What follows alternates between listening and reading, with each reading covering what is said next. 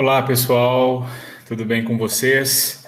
Espero que sim, espero que estejam bem, espero que estejam seguros na casa de vocês, no trabalho, né? Espero que a família de vocês esteja bem e que, de fato, né, o momento que estamos vivendo não tenha proporcionado a vocês situações conflitantes, situações ruins, como perda de familiares, né? Familiares doentes, então. é, Vou torcer para que isso de fato não tenha acontecido com ninguém de vocês. E se tiver acontecido, eu lamento muito por todo o contexto, né? É de fato lamentável. Mas indo aqui, né, para o que de fato é pauta, né, para nós discutirmos hoje. Antes de mais nada, né, meu nome é Jackson, sou fisioterapeuta, sou consultor em ergonomia, pertenço à equipe da ErgoSeg, que trabalha com vocês, né, prestando consultoria na área de saúde e segurança ocupacional. Então, vim falar para vocês hoje sobre uma questão muito discutida, né, por todos os trabalhadores, discutido por nós, que somos responsáveis por, de certa forma, orientar os trabalhadores em relação ao transporte manual de cargas. Toda vez que a gente entra nesse contexto, pode ser que haja algum tipo de debate, pode ser que haja algum tipo de discussão, porque de fato é um tema polêmico, é um tema que causa, às vezes, desconforto, né? Tem limite, não tem limite. E aí eu gostaria de falar algo, passar para vocês algumas informações que acredito que talvez vá esclarecer algumas situações aí para vocês.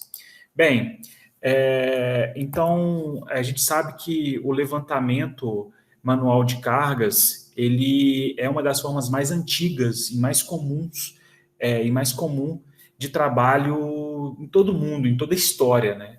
Então a gente sabe que de fato quando há uma sobrecarga, quando a carga a ser levantada de forma manual ultrapassa a capacidade física do trabalhador, pode ser que haja algum tipo de lesão, pode ser que haja algum tipo de dificuldade por parte do trabalhador, e isso, de certa forma, traga para o trabalhador constrangimento, traga para o trabalhador uma série de malefícios.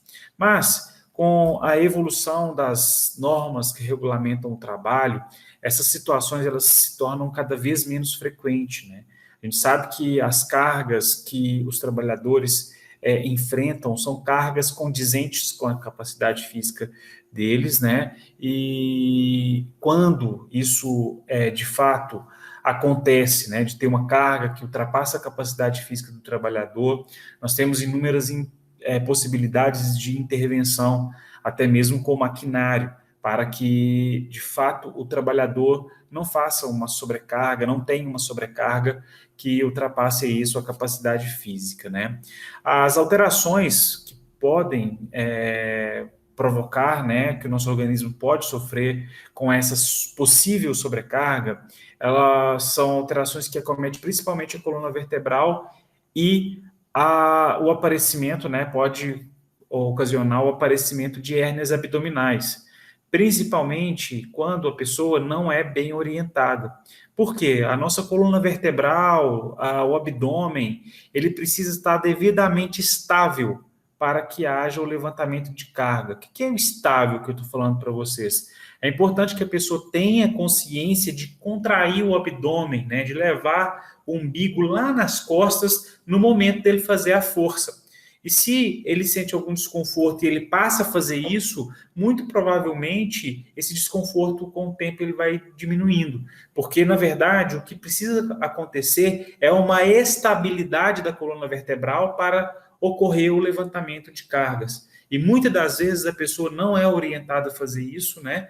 Não é orientada a contrair o abdômen para fazer o levantamento de cargas, e isso gera uma instabilidade articular. Essa instabilidade articular, na grande maioria das vezes, é o que provoca, primeiro, a dor e, continuando a dor, as alterações na coluna vertebral. Agora, os problemas abdominais, como hérnias abdominais, em vários pontos do abdômen, estão relacionadas muitas das vezes com o aumento da pressão intraabdominal. A pessoa, no momento dela levantar a carga, ela prende a respiração. Ela prende a respiração, levanta a carga e isso aumenta a pressão intraabdominal. Então, o que a gente sempre recomenda para as pessoas é que no momento de levantar a carga, ela solte o ar. Ela solte o ar e faça o levantamento de carga. Então, nesse sentido, ela diminui a pressão intraabdominal, diminuindo a pressão intraabdominal, ela diminui a possibilidade de desenvolver essas hérnias abdominais. Hérnias abdominais são coisas muito comuns, né? Algumas piores que as outras, como a hérnia escrotal, né? A hérnia escrotal é quando uma alça do intestino, né, parte do abdômen invade o saco escrotal, né? E, de certa forma, o saco escrotal que está logo abaixo do pênis ali, né? Ele fica todo domado por tecido ou por substâncias ou por órgãos da cavidade abdominal. Isso gera um desconforto muito grande. Na grande maioria das vezes, o paciente, né? A pessoa, o trabalhador, ele pode ter, assim, dificuldade, né, em realizar as atividades de vida diária e até mesmo, né, as atividades do dia a dia e até mesmo o trabalho. Então, muitas das vezes é preciso cirurgia para reparar o dano e para retomar, né, essa parte abdominal que desceu para a região escrotal e resolver o problema. Coisa que poderia ser resolvido tranquilamente com um processo de controle de respiração. Então, no momento de levantar o peso, de fazer um esforço maior, solte o ar. Solte o ar dos pulmões, isso diminui a pressão dentro do abdômen e, consequentemente, diminui a possibilidade de você desenvolver esse tipo de hérnia aí. Então, alguns aspectos técnicos, né? A gente sabe que existe para tudo nessa vida hoje, né? Principalmente questões relacionadas ao trabalho, normas técnicas que regulamentam. A gente sabe que existe, por parte de algumas legislações, limite de cargas que os trabalhadores podem transportar. E aí nós temos duas normas brasileiras, o que é considerado, né, diante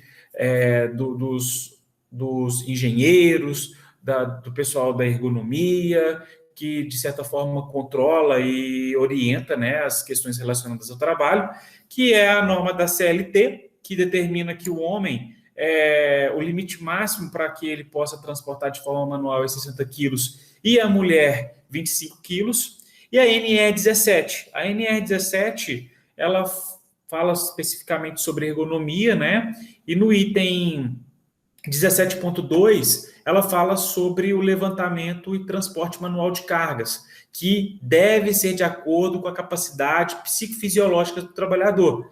Então, aí quem determina a capacidade de fazer o levantamento de carga é o trabalhador, não uma determinação pela norma técnica. No contexto geral, eu acho que é por aí mesmo, né? A partir do momento que o trabalhador percebe que está tendo, né, uma sobrecarga, ele sempre discutir com o pessoal da segurança, com os técnicos de ergonomia, com a gerência, a possibilidade de instituir algum tipo de equipamento que possa facilitar o manejo, né, que possa diminuir, talvez, a frequência ou até mesmo diminuir o percentual da carga levantada. Então, isso são possibilidades, né? E, por último, nós temos a NIOSH, que é uma referência internacional.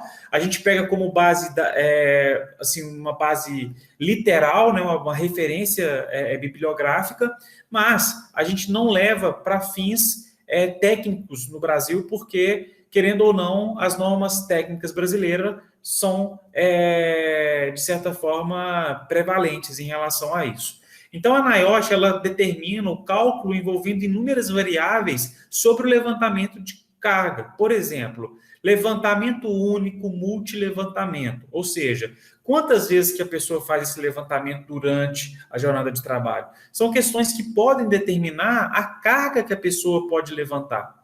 Se for um levantamento constante, se a pessoa faz aquilo muitas vezes durante a jornada de trabalho, é lógico que essa carga tende a diminuir. Agora, se a pessoa faz o levantamento de forma esporádica, uma vez ou outra, essa carga ela pode ser um pouco maior. Então, são questões que determinam o cálculo da NIOSH, né? Aí a NIOSH, o resultado dela vai ser basicamente assim, ó. O verde é aceitável, não precisa de ter nenhum tipo de mudança no contexto. O amarelo precisa de melhoria e o vermelho precisa de melhoria rápida, ou seja, nós precisamos modificar aquela situação de uma forma prioritária. Então, algumas orientações, né, em relação ao levantamento manual de cargas, eu costumo dizer que o melhor, né, é entender bem as suas limitações. De fato, no momento ali da sua contratação, você entender o contexto e saber se você tem capacidade para aquilo. Você tem capacidade, você tem condições? Ok, vamos aceitar e vamos encarar, né, o que nós temos para fazer.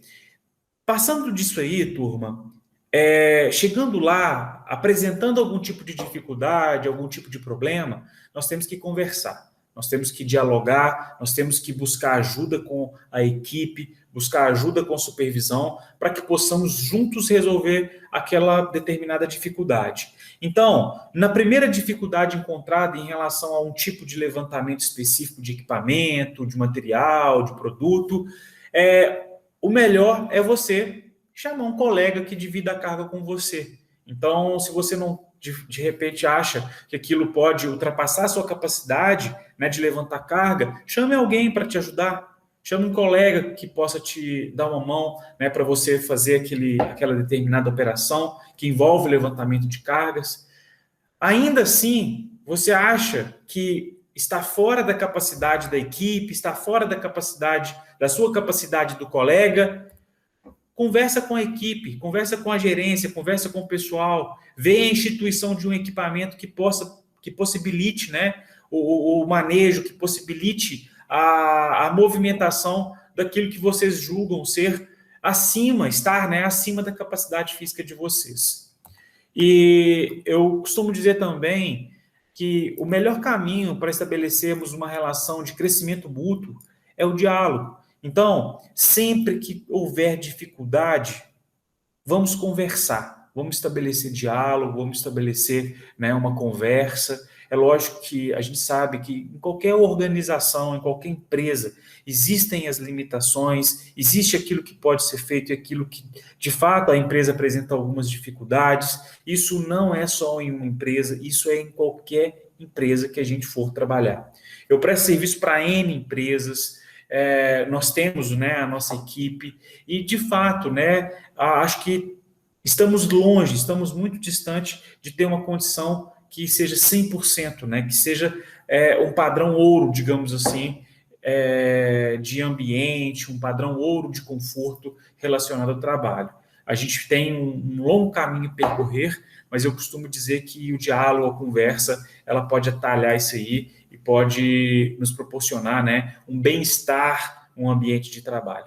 Bem, essas são as minhas orientações, minhas recomendações em relação ao transporte manual de cargas. É uma conversa bem rápida, espero que, de fato, né, eu tenha conseguido passar algo que vocês, talvez, assim, nem parem para pensar, nem não saber, porque eu acho que isso, de fato, todos nós sabemos, mas é algo que, de repente, vocês não tenham parado para pensar.